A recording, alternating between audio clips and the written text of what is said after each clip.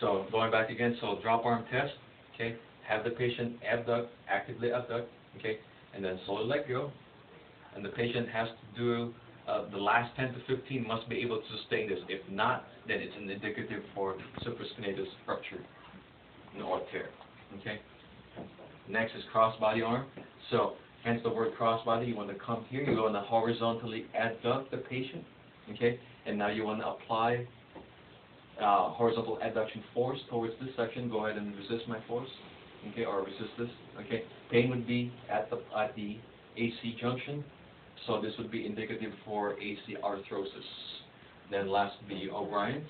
So O'Brien's test would be done with, just think of it, your recon.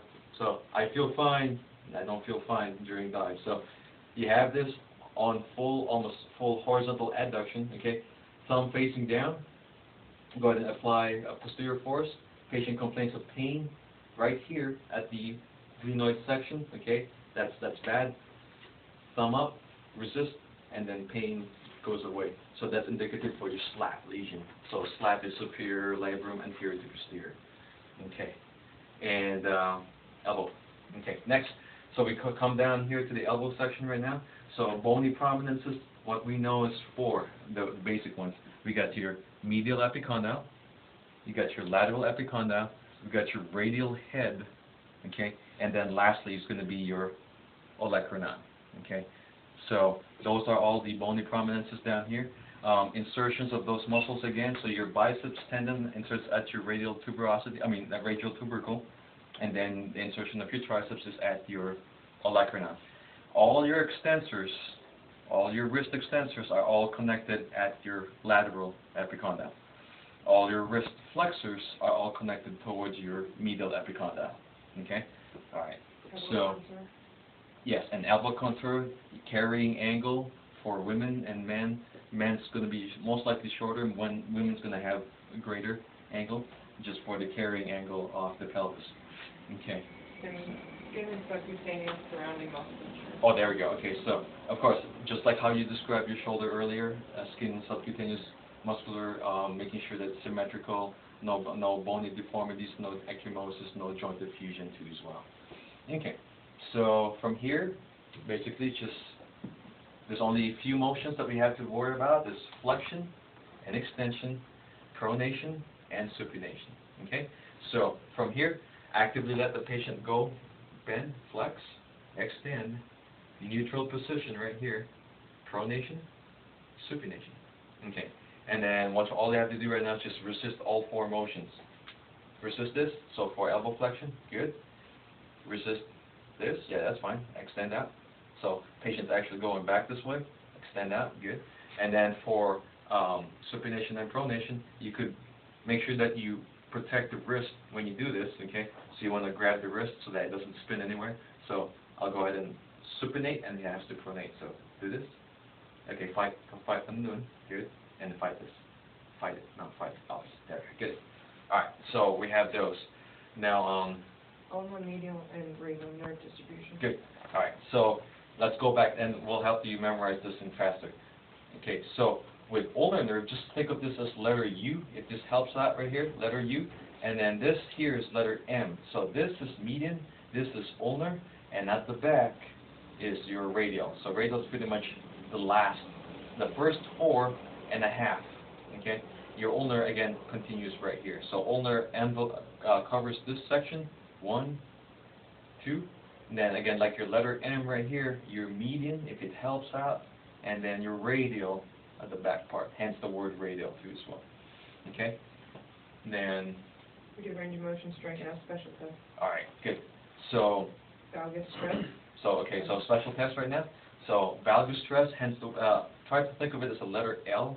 Okay? So valgus stress you want to test for the medial epicondyle or the medial collateral ligament. So applying a valgus stress.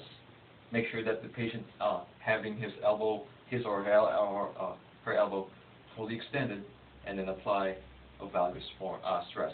And then you want to see gapping from the medial side of the elbow. Next is your varus stress. Okay, again, make it straight, and then apply a varus force, checking the lateral collateral ligament of the elbow.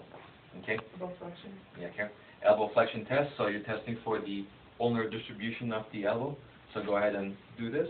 If the patient actually sitting down on a table or on the chair, have the patient do this number right here for 60 seconds, 58, 59, 60, and then patient would demonstrate or would exhibit paresthesias or numbness at the ulnar distribution. That's indicative for your elbow flexion test. Long finger. Long finger test, okay?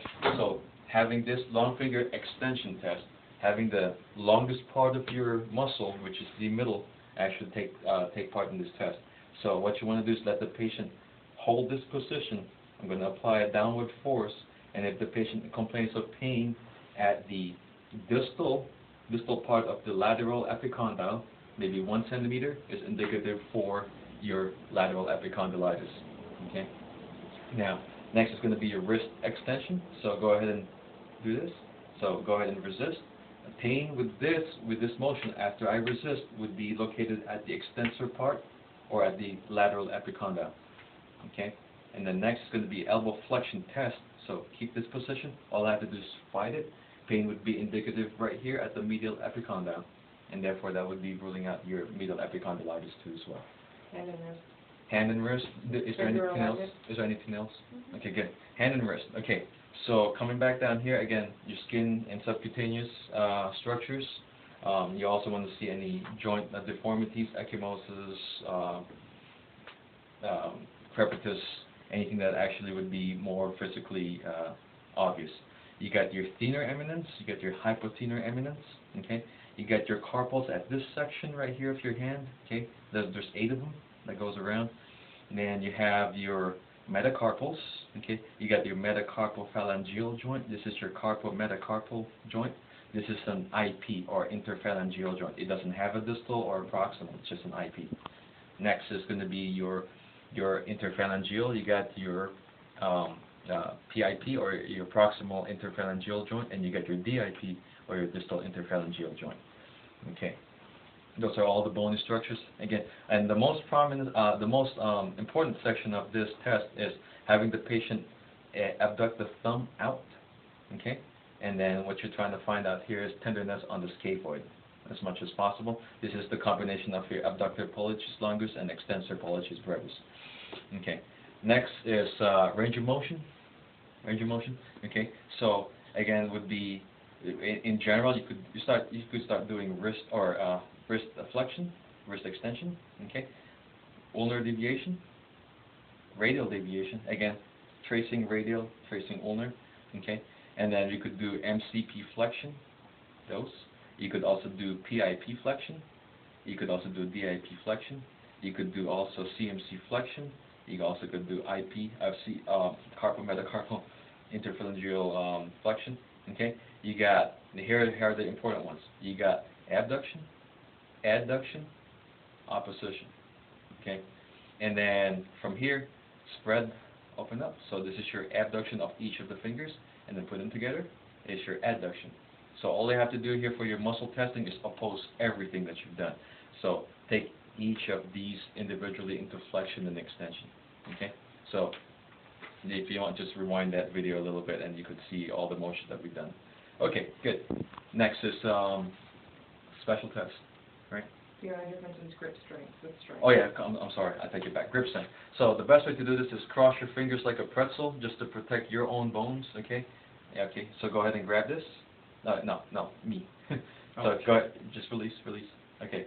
So go ahead and grip. There we go. Because if you actually open these, relax. If you open it this way and you squeeze it, all your bones get squashed. So you want to actually come to a breaking point and then squeeze. Okay, good. So grip strength. Next is okay, Tinel sign. Okay, you got a lot of ways to do Tinels. Let's just stay right here. Two types of Tinels. You got your Tinel for the ulnar and Tinel for the carpal. Tapping right here would distribute your median nerve distribution. Tapping here would distribute your ulnar nerve distribution. But for this test, you want to do median only. So tap at the volar aspect of the median side. Okay? And then you're going to have tingles going down from the first, second, third, and fourth, half of fourth. Okay? Phalanx. Next is phalanx. So go ahead and perform this number right here. Okay? So phalanx test is an upside down M. So now, upon sustaining this for 60 seconds, would have the would have the numbness at the median nerve distribution. Okay, so next is going to be Long finger flexion. long finger flexion. Okay, so in comparison, long finger extension, long finger flexion. So with this, you want to make sure that your flexor digitorum superficialis and flexor digitorum longus or brevis is actually intact. So you got your flexor digitorum profundus. So profundus is all the way out here at the tips, and then digitorum flexor digitorum superficialis and flexor digitorum profundus. Yeah, it's right here at your PIP. So to isolate these things, okay, you want to actually hold this and then bend at the PIPs. Okay, bend. These are your PIPs, so bend this, bend. Good. There we go. So that's testing for your long finger flexor. You want to make sure that this section right here actually flexes on its own. So go ahead and flex too as well. Okay. Now to best do this, you could take them individually. Go and bend 1, bend 2, bend 3, bend 4, and then you could bend here too.